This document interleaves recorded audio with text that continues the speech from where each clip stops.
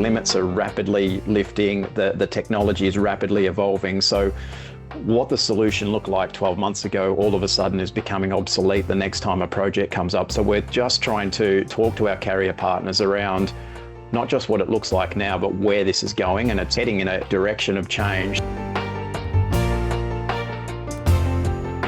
Welcome to Digital Uptime by Willis, a WTW business. In each episode, we examine the evolving landscape of digital infrastructure and data centers, their interconnected risks and challenges, and the strategies that help businesses redefine risk and keep resilient in our digital-first economy. Hello, and welcome to our new podcast series, Digital Uptime. I am Tom Grandmaison, Chief Client Officer of the Willis North American Construction Industry Practice, and your podcast host today. I'm delighted to be joined by George Haitsch, our North American Head of Technology, Media, and Telecom Industry Practice, as well as Trent Williams, our Global Construction Chief Broking Officer. In this episode, we will explore how Willis is positioned currently and our plans for how we will support clients in the arena of digital infrastructure going forward. So let's get things started.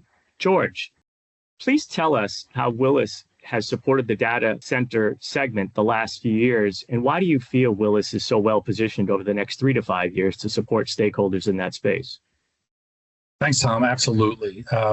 We've had a fantastic momentum in the data center space, building off of our industry focus and segmentation strategy that Willis has really leaned in on over the past several years.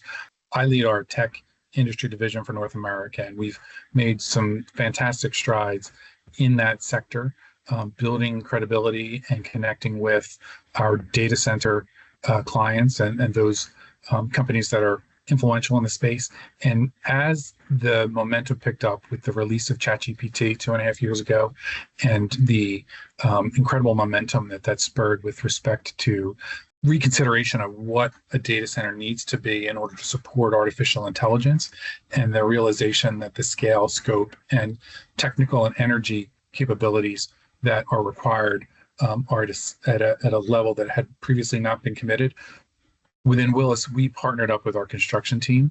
That industry group has been a global leader for decades and really focused on bringing together a value proposition that connected the construction phase of the data center through the operational phase in a way that has been differentiating and has really put us in a position to bring a unique set of capabilities to clients well in advance of many other players in the market.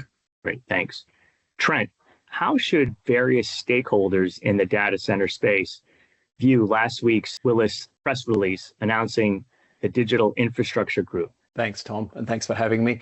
Yeah, look, the press release was exciting. It's a great step forward. It was a great signal, and the signal is intent. I think what it signals with that intent is how serious we are at Willis about this. Now, I do want to stress this is not new.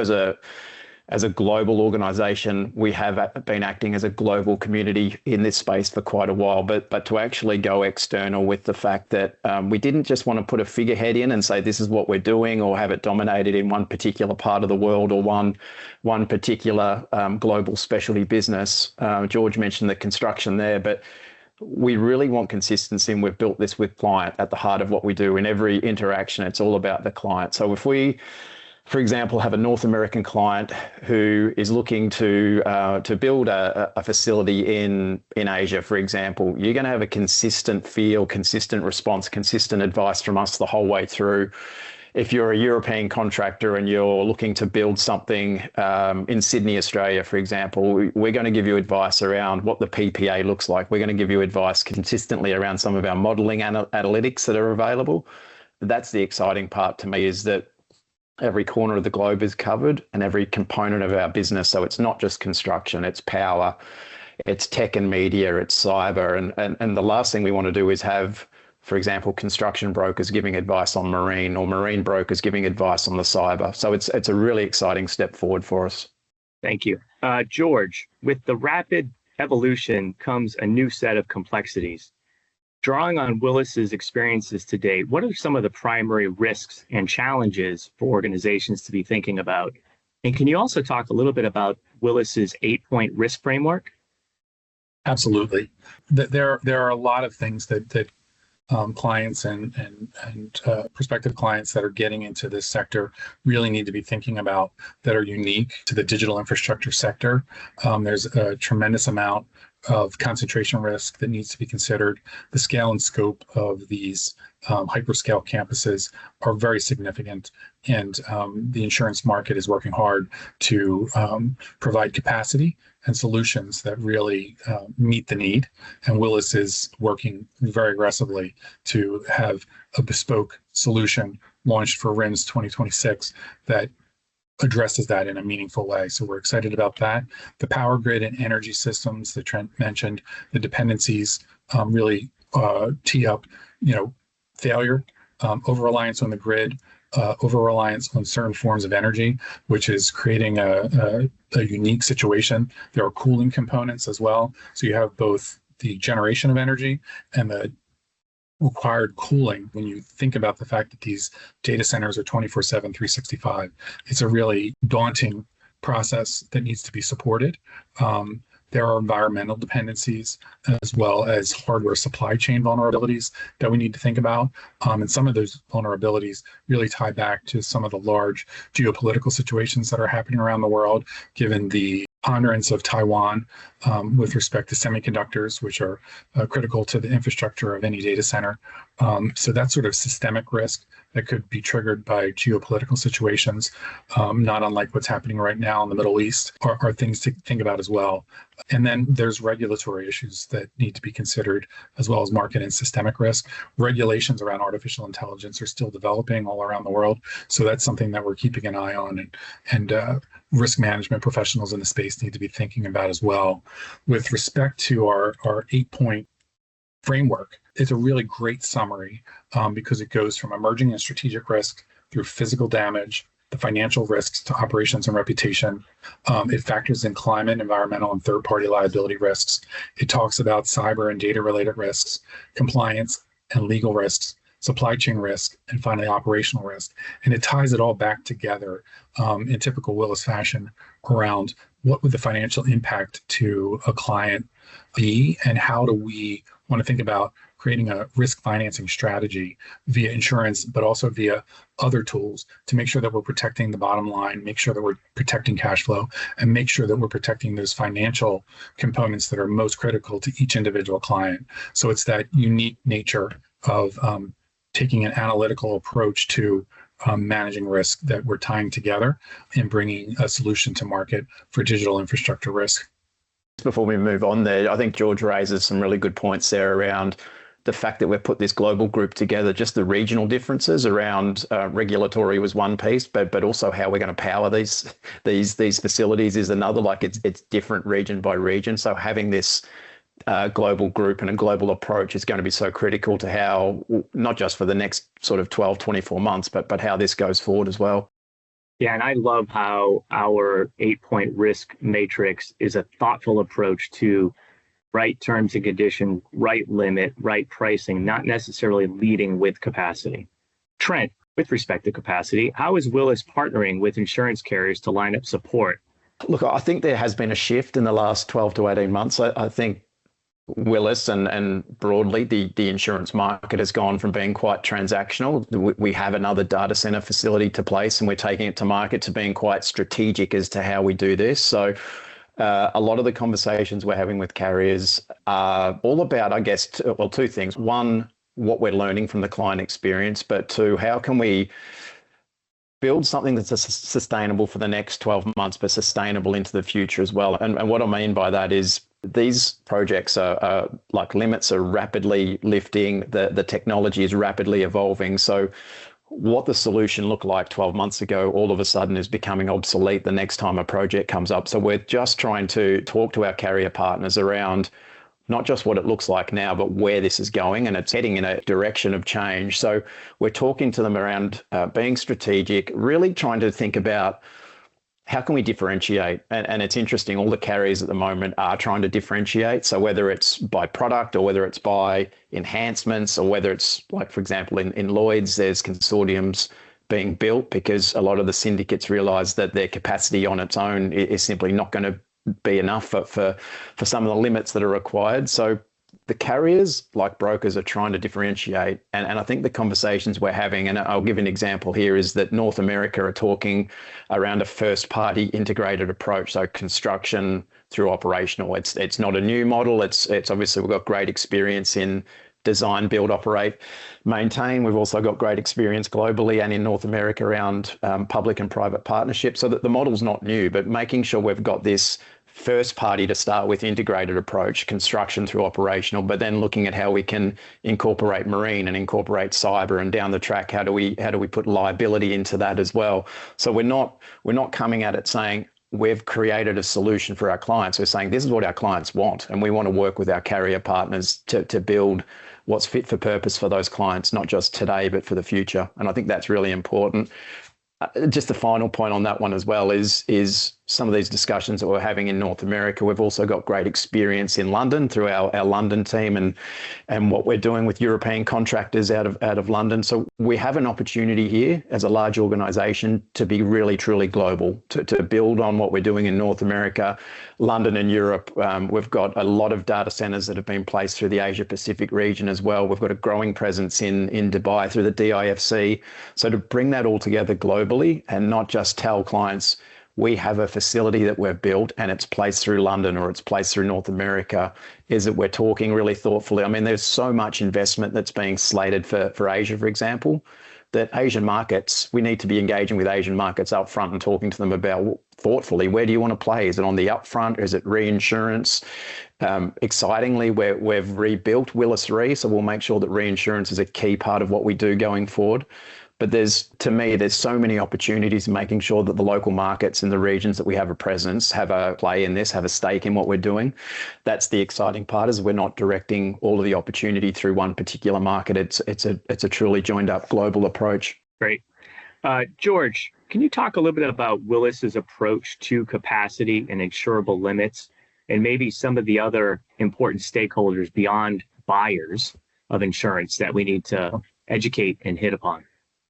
Yeah, I think we take a thoughtful, strategic approach that's framed by, as always, our analytics, and framed by understanding our clients' risk financing capacity, and looking at things from a realistic, market-driven perspective. You really need to frame the conversation around the life cycle of digital infrastructure, which really starts with construction and goes through operational, and in the interim there is the supply chain risk that comes in with all of that hardware that's being moved into the data centers and often being stored adjacent to or on a construction site as these various rooms get stood up. It's important to think about things in the totality of risk and choose limits by line that are reflective of the exposure, and understanding, kind of in cycling back to that 8-point framework, which we think is very comprehensive and touches on the key areas. What are the points that are insurable? What are the points that are material? And what's the market capacity relative to the exposure?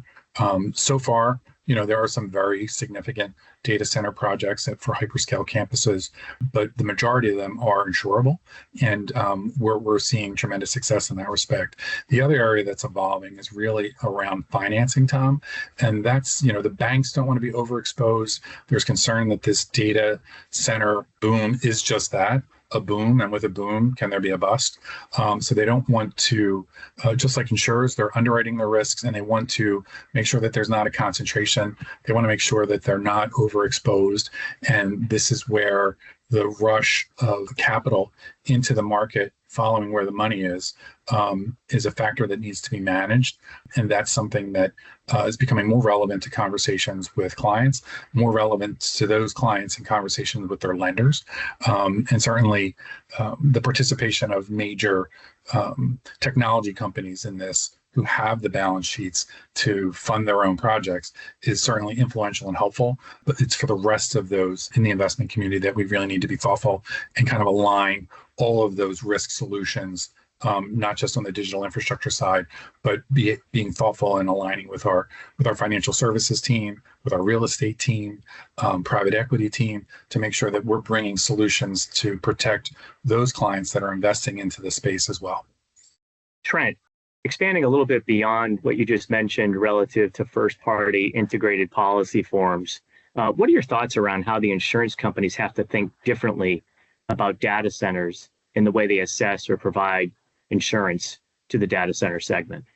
I think they're already thinking differently. I do think the way they're organising themselves and structuring themselves, that they're definitely thinking about it differently. With regards to, I guess, how they assess risk, I mean, George touched on it there, is these limits are getting so high. Is the pure limit of the total facility required, or can we help with some modelling around what an MFL analysis looks like, or dare I say it, buying less insurance and being a bit more thoughtful and strategic. But one of the things that I think the collective, both underwriting and broking worlds, we need to get together and innovate. And look, we're in a market cycle at the moment that's obviously user friendly for clients. There's great results out there. There's a lot of carriers that are looking at construction infrastructure and obviously digital infrastructure and wanting to be a partner in that space. We're in a market cycle where there's a lot of capacity available, a lot of players that are present. I look at the forms that we're using in this space. So I look at the builder's risk form. I look at what London use for contractors all risk. It's old language, it's old form. It wasn't really written, or the language isn't really appropriate for digital infrastructure. So I think in innovating around product and being thoughtful around where this is going, and not using off-the-shelf offerings, or we've used this form forever and a day. Like, we really need to be thoughtful about where we take this with regards to coverage. And I think that's how we can work really closely as a collective, clients, carrier partners, and ourselves as brokers and advisors, to make sure that we're building this for the long term. Because a lot of the language that you see in current forms was not drafted or scripted for what we're seeing at the moment, particularly around the evolving technology that's there. So I do think that's, again, it comes down to a similar approach that we've got with our global group, which is that insurance companies, insurance brokers historically have not been structured or set up to deal with the breadth of digital infrastructure. So as I mentioned before, you've got construction, you've got large property, you've got cyber, you've got marine, you've got climate, you've got insurance companies are set up no differently. They've got all these different lines of business and profit centers, as they call them, to really bring that together and have a joined up approach as underwriters, because it's really pointless if we're talking to one carrier about multi-class offerings when they can do two or three of the classes that we're needing, but they have an issue with two or three or one of them. So having a joined up approach, being thoughtful around innovation is where collectively the whole industry can start to think differently. Final question for you both. Beyond what we've talked about here today, what else should buyers of insurance in supporting construction or the operations of data centers should be thinking about as you look down the road 3 to 5 years? Start with you, George. Sure. I think focusing on their business model and understanding where their company wants to go and how they're being tasked to support that, and then working with their broker partners and their carrier partners to get in front of that risk and to build a platform that can scale with the company, just like any other company that's anticipating significant growth.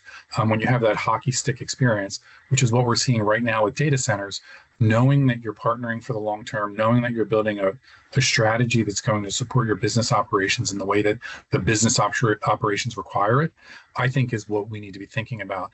There's a lot of focus on the here and now, and that's important too, because people are really rushing in, and we need to be responsive to the needs of these individual companies. But the folks at that company really need to be thinking about today and tomorrow. So that's the one point that I would emphasize.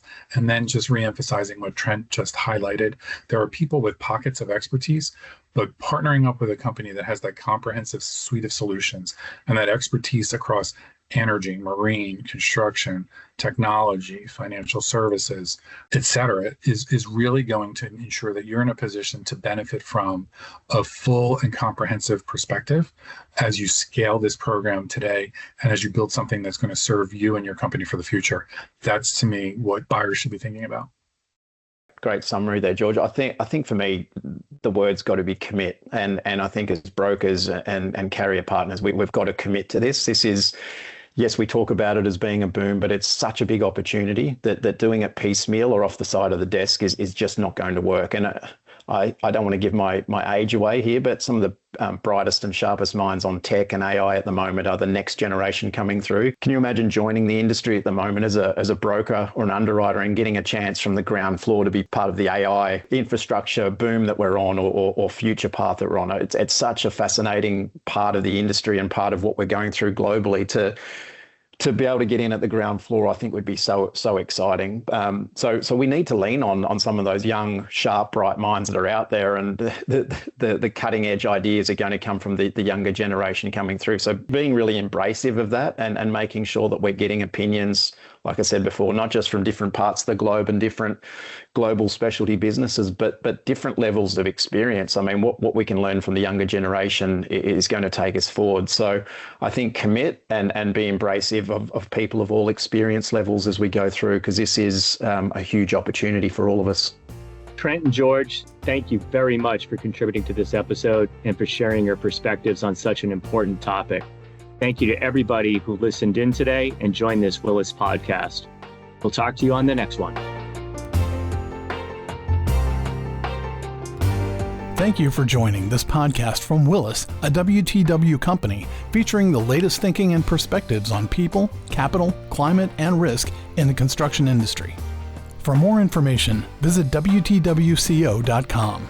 WTW offers insurance-related services through its appropriately licensed and authorized companies in each country in which WTW operates. For further authorization and regulatory details about our WTW legal entities operating in your country, please refer to our WTW website. It is a regulatory requirement for us to consider our local licensing requirements. The information given in this podcast is believed to be accurate at the date of publication. This information may have subsequently changed or have been superseded and should not be relied upon to be accurate or suitable after this date. This podcast offers a general overview of its subject matter. It does not necessarily address every aspect of its subject or every product available in the market, and we disclaimer all liability to the fullest extent permitted by law. It is not intended to be and should not be used to replace specific advice relating to individual situations, and we do not offer, and this should not be seen as, legal, accounting, or tax advice. If you intend to take any action or make any decision on the basis of the content of this podcast, you should first seek specific advice from an appropriate professional. Some of the information in this podcast may be compiled from third-party sources we consider to be reliable. However, we do not guarantee and are not responsible for the accuracy of such.